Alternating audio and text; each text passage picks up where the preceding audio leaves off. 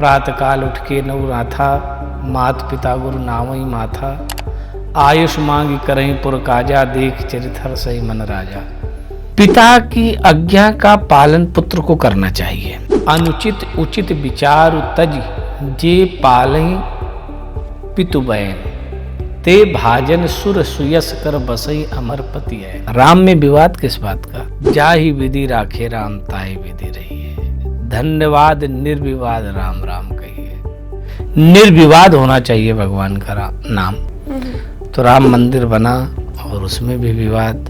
महाकुंभ महोत्सव हुआ सनातन का, सबसे बड़ा सनातनियों का महापर्व कुंभ। उस पर भी लोग राजनीति, उस पर भी विवाद, एक दूसरे के प्रति अविश्वास है कि कहीं वो आगे तो नहीं बढ़ रहे, वो आगे बढ़ गए तो मेरा क्या होगा, वो बढ़ गए तो उसको उन्हें खत्म करना पड़ेगा। एक दूसरे के प्रति रस्सा हृदय जुड़ना पड़ेगा और फिर अपना काम करें पार्टी के प्रति। और महाराज जी कोई साधना जो आपने सिद्ध करी हो? हाँ, मैंने 4 वर्ष तक अन्न नहीं ग्रहण किया। तो 2005 में मैंने अन्न ग्रहण किया। उस समय का जो 4 साल का अनुभव रहा, कुछ समय तो आग से पकी हुई भी चीज़ नहीं खाई। तो वो जो साधना रही वो बहुत ही वही ऊर्जा है। हाँ, कठिन साधना थी, उससे ऊर्जा की प्राप्ति हुई और बहुत कुछ अनुभव वो साधना दिलाती है। कीन प्रीत कछ बीच न राखा। उस परमात्मा से जब प्रेम करो तो बीच में कोई अंतर नहीं होना चाहिए, कोई छल छद्म नहीं होना चाहिए। निश्चल भाव से भगवान की आराधना करो, वो सारे रास्ता बताते चला जाएगा। धन्या भागवती वार्ता प्रेत पीड़ा विनाशनी। भगवान की जो कथा है वो पितृदोष को समाप्त कर देती है।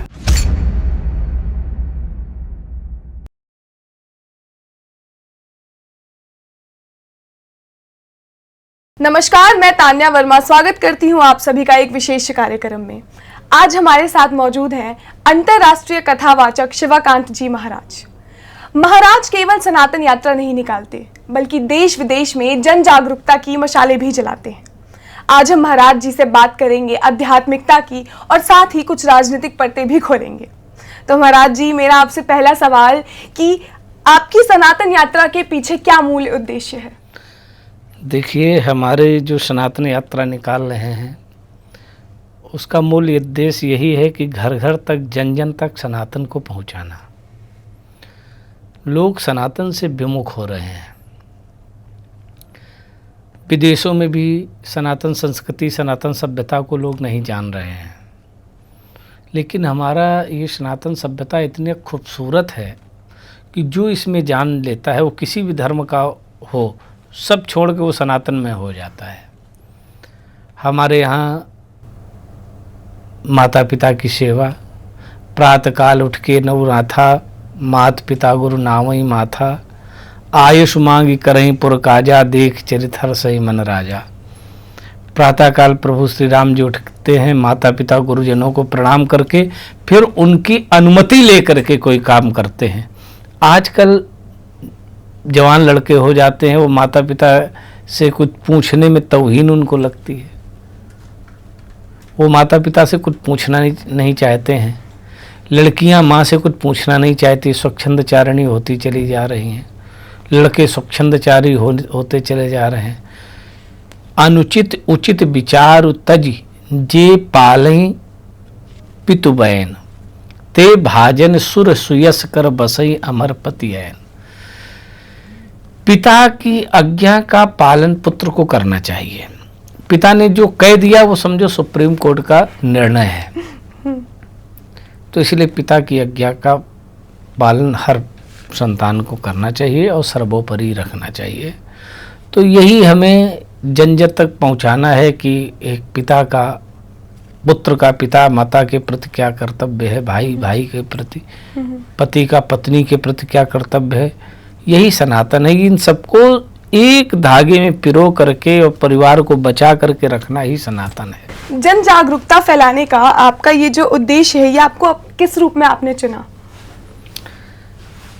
देखिए, मैं इसी तरीके से सनातन यात्रा के माध्यम से, ताकि लोगों तक हम अपनी बात पहुंचा सकें और हमारे साथ सैकड़ों वाहन चलते हैं और हजारों की तादाद में श्रद्धालु चलते हैं जो सनातनी है, सनातन का झंडा लेकर के।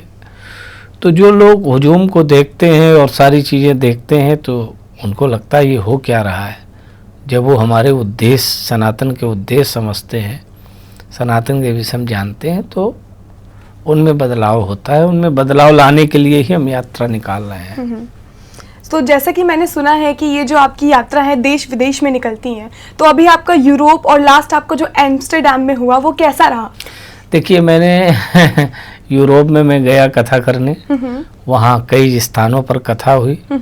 फिर हमें वहाँ सनातन यात्रा निकालनी थी कई वाहनों द्वारा। तो विदेशों में वाहन रैली आदि की परमिशन जल्दी जल्दी नहीं मिलती है, और फिर सनातन यात्रा धारा से विपरीत देश। तो मैंने अनुरोध किया कि मुझे सनातन यात्रा निकालनी है और कम से कम 200 वाहनों द्वारा निकालनी है। तो 200 वाहनों की परमिशन नहीं मिली, 100 वाहनों की मिली। फिर भी 135 वाहनों द्वारा हमने सनातन की ध्वजा लगा करके उन वाहनों में और सनातन यात्रा निकाली। बहुत अद्भुत यात्रा रही, सनातनियों का हुजूम जुड़ा और वहाँ से आने के बाद पूरे यूरोप में चर्चा का विषय रहा सनातन यात्रा का। असल में विदेशों में लोग चाहते हैं कि कोई ऐसा भारतीय, ऐसा कोई सनातनी आवे जो हमको कुछ अच्छा ज्ञान दे। यहाँ से लोग जाते हैं, जा कर के तमाम कथावाचक महात्मा जाते हैं, घूम घाम के चले आते हैं। उनको झकझोरने की ज़रूरत है, उनको जगाने की ज़रूरत है। विदेश में जाइए, उनको जगाइए कि नहीं, आप इस विदेशी सभ्यता और संस्कृति के उसमें मत पड़िए। आपकी भारतीय सनातन संस्कृति ही सबसे खूबसूरत संस्कृति है। उसको विदेश में बच्चे बड़े हो जाते, माता पिता को छोड़ देते हैं, लेकिन हमारे भारत में ऐसा नहीं है। बिल्कुल महाराज जी, आजकल की जो पीढ़ी है वो बिल्कुल आध्यात्मिकता से दूर हो गई है। तो इसका पीछे का क्या, आपको क्या लगता है कि इसके पीछे क्या कारण है? हमने संस्कार नहीं दिए बच्चों को, संस्कार से विमुख होते चले जा रहे हैं। विश्वास घटता चला जा रहा है दिनों दिन।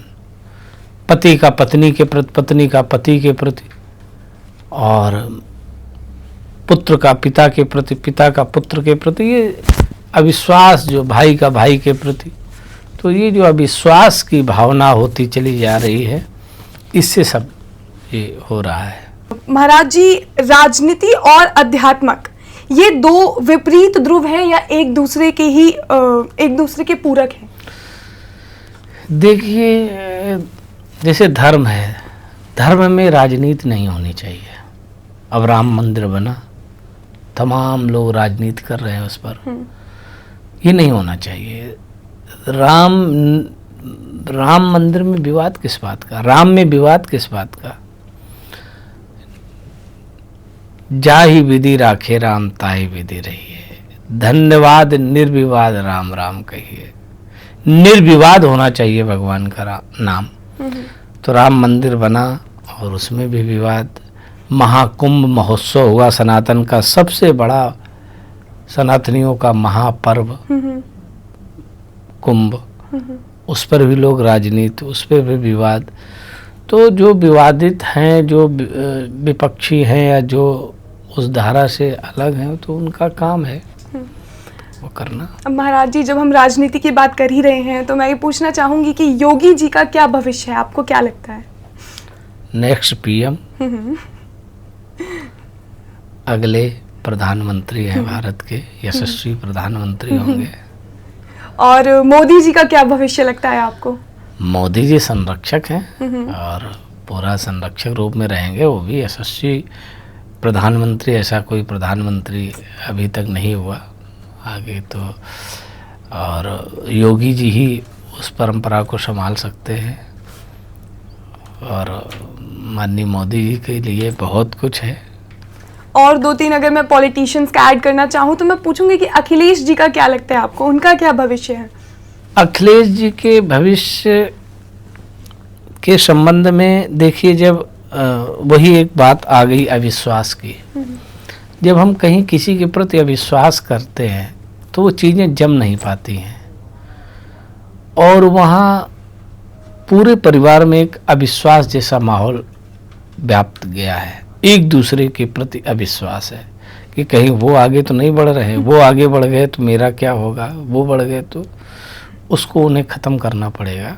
एक दूसरे के प्रति रस्सा हृदय जोड़ना पड़ेगा और फिर अपना काम करें पार्टी के प्रति। आखिरी सवाल इसमें मेरा आपसे ये रहेगा कि आपको क्या लगता है राहुल गांधी जी का क्या भविष्य है? राहुल गांधी के भविष्य के विषय में बता पाना बड़ा मुश्किल है। ठीक है महाराज जी, मैं आपसे ये भी पूछना चाहूंगी कि आपके अनुसार धर्म गुरुओं की राजनीति में क्या भूमिका होनी चाहिए? धर्म गुरु हैं, अच्छी सीख दे। राजा, हर राजा के बाद धर्म गुरु होते थे। पहले अच्छी बातें बताते थे। राजा जब विचलित होता था, धर्म से विलग होता था, तो उनको चेतावनी देते थे। हमारे यहाँ 4 शंकराचार्यों की प्रथा है, 4 शंकराचार्य हैं।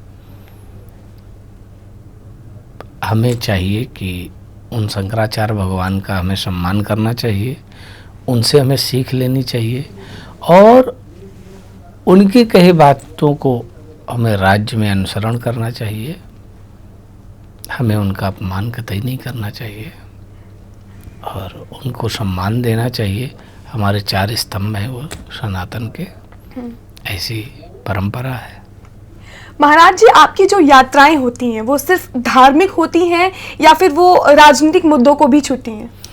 देखिए, मेरी जो यात्रा है वो आध्यात्म से ही संबंधित होती है और परिवार के सुधार के लिए होती है। अभी हमने जेल में कथा की, बागपत जिला कारागार में कथा की, तो कैदियों को सुधार है, तो उनके मानसिक उत्थान के लिए जब हम कथा करके चले आए, तमाम कैदी रो रहे थे।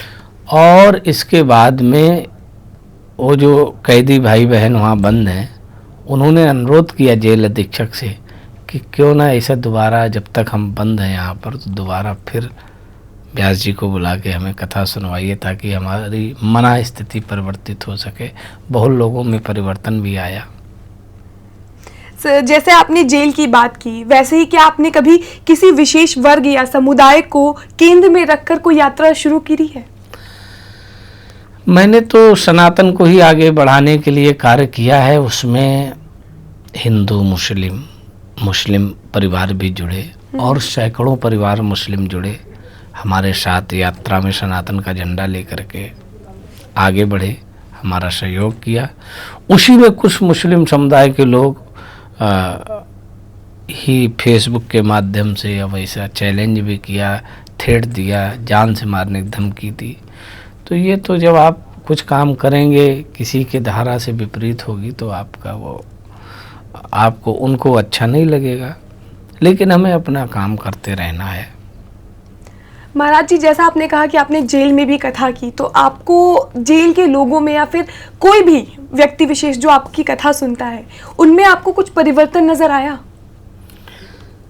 देखिए, जो जेल में है वो भी मनुष्य ही है, बहुत निर्दोष भी बंद हैं।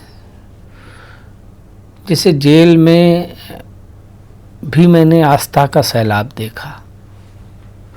जब मैंने पहले दिन की कथा प्रारंभ की तो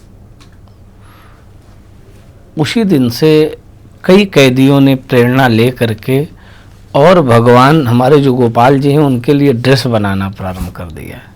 हमारे गोपाल जी के लिए बहुत सुंदर सुंदर वस्त्र बनाए। किसी ने व्यास पीठ में बिछाने के लिए कपड़ा को सजा करके सितारे आदि लगा करके बनाए। किसी ने अगरबत्ती की जो राख होती उससे भगवान शिव जी की मूर्ति बनाई। किसी ने बांस को काट काट करके इतनी सुंदर सुंदर लाइटें बनाई। एक अच्छी ऊर्जा मिली उनको, अच्छा अध्यात्म प्रेरणा मिली, तो अच्छा काम कर रहे हैं। आगे की योजनाओं में आप और किन जगहों पे और किन देशों में यात्रा निकालने का वो कर रहे हैं? अभी लेटेस्ट हम दुबई जा रहे हैं, श्रीलंका जा रहे हैं और कनाडा जाएंगे, लंदन जाएंगे, यूरोप के कई देशों में जाएंगे। महाराज जी, आध्यात्मिकता की तरफ आपकी रुचि क्यों हुई? देखिए, बाल काल से ही हमारा अध्यात्म के प्रति जुड़ाव था। हमारे जो बाबा थे वो कहानी सुनाया करते थे। मुझे भी ऐसा अनुभूति होती थी कि मैं पूर्व जन्म में कोई संत रहा हूँ या क्या है, तो ऐसा कुछ अनुभव रहता था। फिर मैं गुरुकुल गया पढ़ने के लिए, वहाँ धर्म अध्यात्म से जुड़ा रहा, भागवत कथा पढ़ी, भागवत को लगाया, व्याकरण पढ़ी और फिर कथा में आ गए। बाल काल से ही हम कथा कर रहे हैं। और महाराज जी, कोई साधना जो आपने सिद्ध करी हो? हाँ, मैंने 4 वर्ष तक अन्न नहीं ग्रहण किया, तो 2005 में मैंने अन्न ग्रहण किया। उस समय का जो 4 साल का अनुभव रहा, कुछ समय तो आग से पकी हुई भी चीज़ नहीं खाई, तो वो जो साधना रही वो बहुत ही वही ऊर्जा है। हाँ, कठिन साधना थी, उससे ऊर्जा की प्राप्ति हुई और बहुत कुछ अनुभव वो साधना दिलाती है। तो अगर कोई नॉर्मल पर्सन जैसे कि मैं अगर ऐसी कोई साधना करनी चाहूँ तो मतलब मैं किस तरीके से प्रारंभ कर सकती हूँ? देखिए, मन स्थिति को बिल्कुल स्वस्थ और नियंत्रित करके, और कभी भी भगवान के चरणों में मन को समाहित करके और कुछ भी काम किया जाए समर्पित भाव से। पहले हमें हर तरीके से शुद्ध विशुद्ध होना पड़ेगा।